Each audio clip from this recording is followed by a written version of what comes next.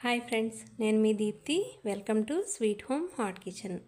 ఈరోజు వీడియోలో నాకు 6,000 మంది సబ్స్క్రైబర్స్ని అలాగే 16 లక్షల వ్యూస్ని సొంతం చేసుకున్న గోధుమ పిండి బాదుషా రెసిపీని మరొకసారి ప్రిపేర్ చేయబోతున్నాను. పాత వీడియోకి చాలామంది పాజిటివ్ కామెంట్స్ పెట్టారు. మేము ట్రై చేసాం, చాలా బాగా వచ్చాయని. కొంతమంది మాత్రం మాకు అంత బాగా రాలేదు, అలాగే లోపల పిండి పిండిగా ఉన్నాయని మెసేజెస్ చేశారనమాట. ఒకటి గుర్తుంచుకోవాలి, ఏ ఐటమ్ అయినా సరే దాన్ని చేయాల్సిన విధంగా చేస్తేనే అది పర్ఫెక్ట్గా కుదురుతుంది. కొన్ని ఐటమ్స్ ఉంటాయి, చేసే విధానంలో చేయకపోతే ఐటమ్ మొత్తం పాడైపోతుంది. చిన్న చిన్న టిప్స్తో బాదుషాని పర్ఫెక్ట్గా ఎలా చేయాలో మరొకసారి చూద్దాం. ముందుగా ఒక మిక్సింగ్ బౌల్లో 1 కప్పు గోధుమ పిండిని తీసుకోవాలి. ఇందులో 2 టేబుల్ స్పూన్ల నెయ్యిని యాడ్ చేసుకోవాలి. కొంతమంది నెయ్యి వేయకుండా బాదుషా ప్రిపేర్ చేయొచ్చా అని అడుగుతున్నారు.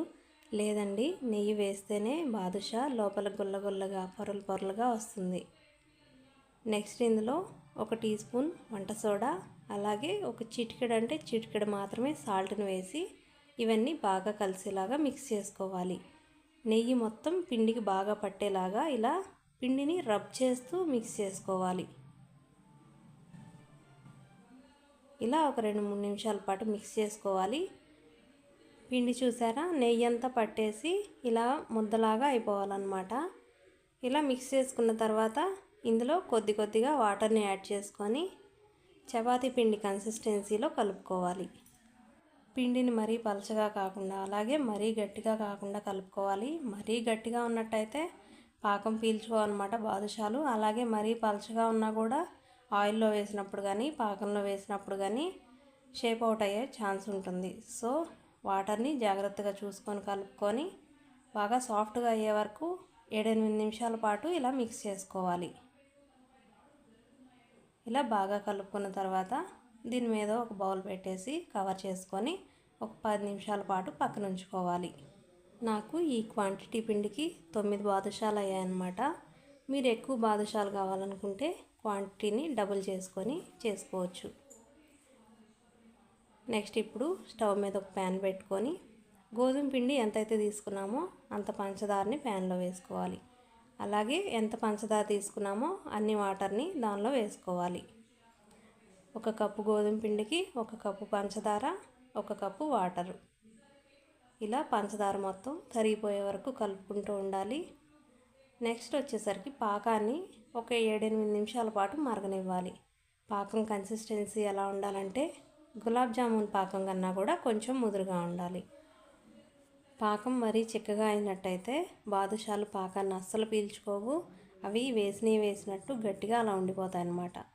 పాకం ఎలా ఉండాలంటే మధ్యలో తీగ రాకూడదు. 2 వేళ్లతో పట్టుకొని చూస్తే కొంచెం జిగటగా అనిపించాలి.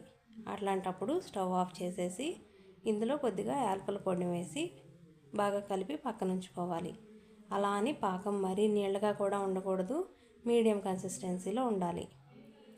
పాకాన్ని పక్కన పెట్టేసుకున్న తర్వాత ఆల్రెడీ మనం కలిపి ఉంచుకున్న గోధుమ పిండిని మరొకసారి బాగా కలుపుకొని వీటన్నిటిని ఉండలుగా ప్రిపేర్ చేసి పక్కన ఉంచుకోవాలి. బాదుషాలని మరీ మందంగా మరీ వెడల్పుగా చేయాల్సిన అవసరం లేదు. మీడియం సైజులో చేసుకుంటే మనం ఆయిల్లో ఫ్రై చేసినప్పుడు అలాగే పాకంలో డిప్ చేసినప్పుడు సైజ్ ఇంక్రీజ్ అవుతాయన్నమాట. సో మీడియం సైజ్ బాల్స్ని ప్రిపేర్ చేసి పక్కన ఉంచుకోవాలి. ఇప్పుడు వీడియోలో చూపిస్తున్న విధంగా బాదుషాని ప్రిపేర్ చేయాలి. ఇలా రబ్ చేస్తూ ప్రిపేర్ చేయాలి. మనం చపాతీని తట్టినట్టు కానీ గారెలని తట్టినట్టు కానీ తట్టకూడదన్నమాట. దీన్ని మనం ఇలా 2 చేతులతో రబ్ చేస్తూ చేయటం వల్ల లోపల ఉన్న పొరలు విచ్చుకొని బాదుషా పాకాన్ని బాగా పీల్చుకుంటాయి, ఆయిల్లో కూడా బాగా ఫ్రై అవుతాయి అన్నమాట. ఇలా మిగిలిన బాదుషాలన్నింటినీ కూడా ప్రిపేర్ చేసి పక్కన ఉంచుకోవాలి.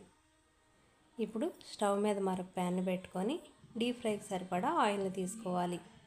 ఆయిల్ హీట్ అయ్యాక కూడా చూసారా, నేను వేలు పెట్టినా కూడా కాలట్లేదు. అలా గోరువెచ్చగా ఉన్నప్పుడు మాత్రమే బాదుషాలని అందులో వేసుకోవాలి. ఆయిల్ బాగా హీట్ అయిందంటే గోధుమ పిండి మిశ్రమం వేయగానే బాగా ఎర్రగా వచ్చేస్తాయి, లోపల మాత్రం పచ్చి పచ్చిగా ఉండిపోతాయి.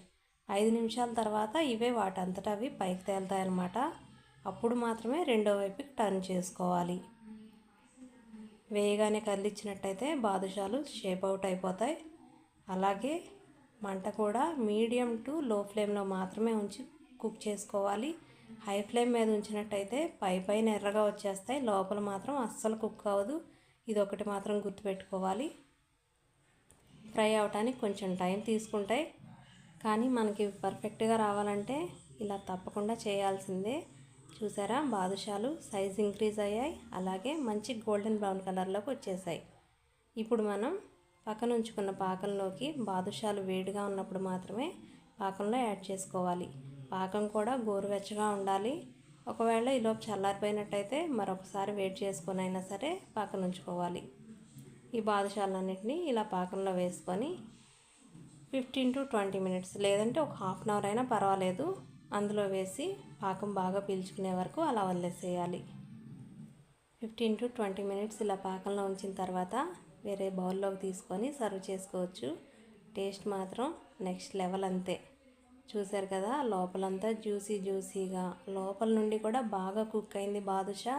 చాలా పర్ఫెక్ట్గా, చాలా టేస్టీగా ఉంది. మరి మీరు కూడా తప్పకుండా ట్రై చేసి నా ఛానల్ సబ్స్క్రైబ్ చేయండి. Thank you for supporting. Thank you for watching.